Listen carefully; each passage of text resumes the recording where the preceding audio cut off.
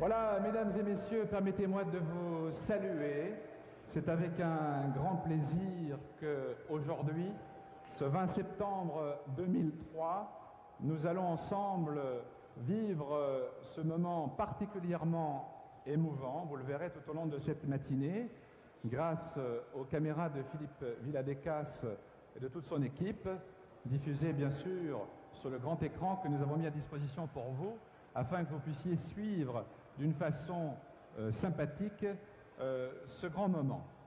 Alors aujourd'hui, je suis en tous les cas très heureux de vous présenter cette matinée pour une raison importante, ou voire deux raisons qui me tiennent à cœur tout particulièrement. La première, c'est que je suis un enfant de la Lorraine. Depuis très longtemps, j'ai vécu en Lorraine. Mais encore plus, j'ai l'impression de faire partie un peu de votre famille, vous les mineurs, puisque dans ma famille, j'avais des mineurs. J'avais un oncle mineur dans les mines de Folquemont, il y a quelques années maintenant, qui aujourd'hui n'est plus avec nous. Et combien de fois, lorsque j'étais plus jeune, nous parlions de ce métier qui est le vôtre et de la passion que le mineur, qui était mon oncle, pouvait nous faire passer. Alors ce matin, l'hommage d'une région tout entière à la mine, aux mineurs et au charbon de Merlebach. Aujourd'hui, si vous le voulez bien, mesdames et messieurs, ce n'est ni une commémoration, ce n'est pas non plus une fête, ce n'est pas non plus une manifestation de tristesse, mais c'est aujourd'hui une célébration respectueuse et un hommage vivant.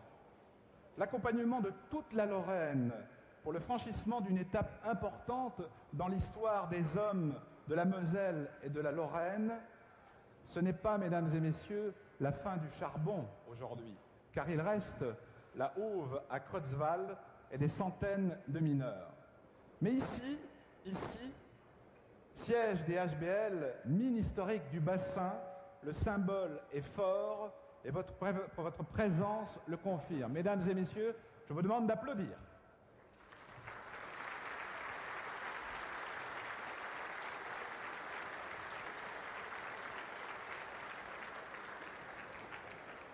Monsieur Sutter, bonjour. Bonjour. Ça y est, on est parti.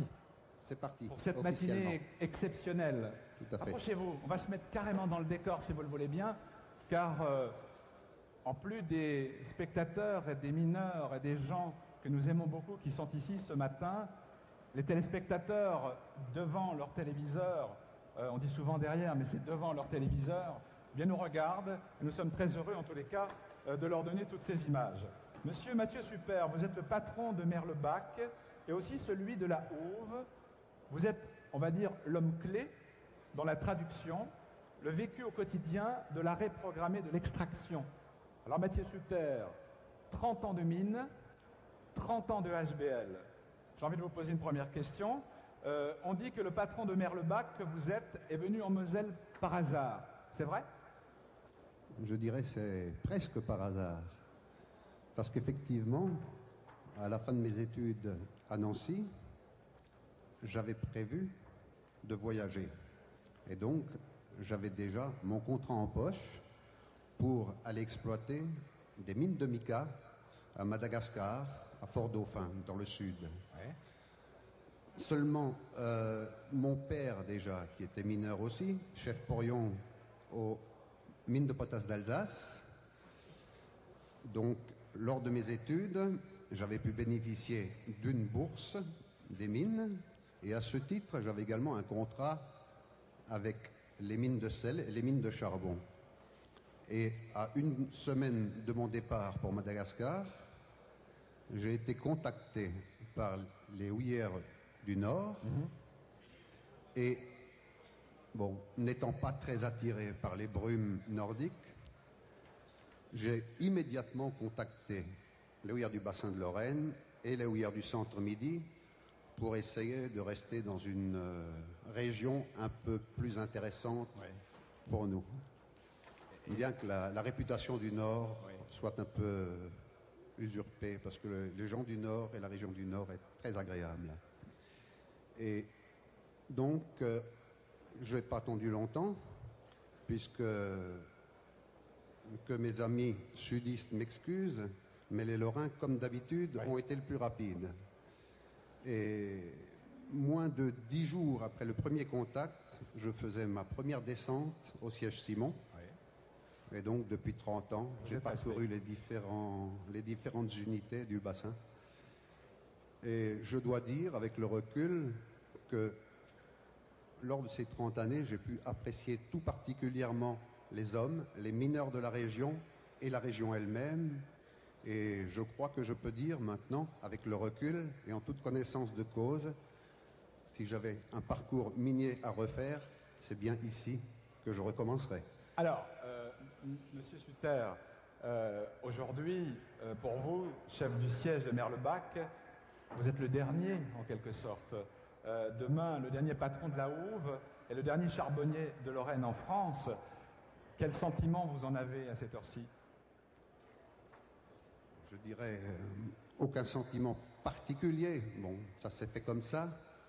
Mais cependant, je dois dire que je suis très, très honoré et fier d'avoir pu participer à cette grande aventure.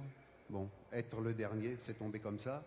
Mais je dirais que j'ai particulièrement apprécié les hommes, les mineurs, la qualité des gens, la qualité de leur travail, leur volonté, leur pugnacité, leur réaction dans les épreuves et également leur réaction dans les moments un peu plus agréables, que ce soit les Saintes-Barbes ou à d'autres occasions. Mais qualité particulière qui est très attachée à la Lorraine, je dirais également leur grande rigueur et ce qui pour un cadre est très appréciable, leur grande discipline. Et je voudrais aujourd'hui les remercier pour tout ce qu'ils m'ont apporté à moi, puisque en fait on a appris la mine, on a appris notre métier avec les gens qui nous l'ont appris, donc les anciens, hein, dans les mineurs, les agents de maîtrise, les ingénieurs qui nous ont formés. En tous les cas, je vous sens particulièrement ému ce matin, et c'est normal. Là, vous avez devant vous 1500 mineurs. Ce sont des gens que vous connaissez particulièrement. Ils représentent toute votre profession. Moi, j'ai retenu des chiffres impressionnants, Monsieur Sutter. Depuis quasiment le début du siècle, depuis le début de l'ouverture des mines ici, il y a eu 200 000 personnes, collaborateurs qui ont travaillé. Et il y a eu 4 millions de journées de formation. C'est exceptionnel, dites donc. Tout à fait. Et cet événement aujourd'hui est un peu, nous avons réuni les derniers mineurs, les derniers charbonniers, mais c'est un peu à eux aussi que cet hommage s'adresse. À tous ceux qui, pendant ces dizaines d'années, ce siècle d'existence pour l'unité de Merlebach, ont fait ce que nous sommes devenus aujourd'hui. Monsieur Sutter, vous êtes le patron également de la Houve. Ça va continuer encore pendant quelques temps. Qu'est-ce qui va se passer à Creutzwald? Alors effectivement, Merlebach va arrêter sa production aujourd'hui, ces jours-ci, disons, et la Houve continuera encore quelques mois. Alors, ce qui est symbolique dans l'événement, c'est l'arrêt de la production, puisque notre tâche, notre métier, c'est de produire, de faire du charbon. Absolument. Et l'arrêt procède de toute une série d'étapes qui ont commencé depuis un certain temps déjà, puisque sur le site de Merlebach, on a commencé par arrêter les creusements au rocher, les chantiers de dressant, les creusements au charbon, les équipements. Maintenant, nous passons par la phase la plus marquante, qui est l'arrêt de la production. Mais ce n'est pas pour autant que les mineurs ne descendront plus, puisqu'il va falloir maintenant fermer les derniers chantiers, fermer les galeries au fond et combler les puits. Et donc, on pourra dire que la page de la mine se fermera définitivement en Lorraine lorsque le dernier mineur remontera et que l'on fermera le dernier puits. À ce moment-là seulement, on pourra écrire le mot fin. D'accord. Merci, Monsieur Sutter. Merci beaucoup. On vous applaudit. Merci beaucoup.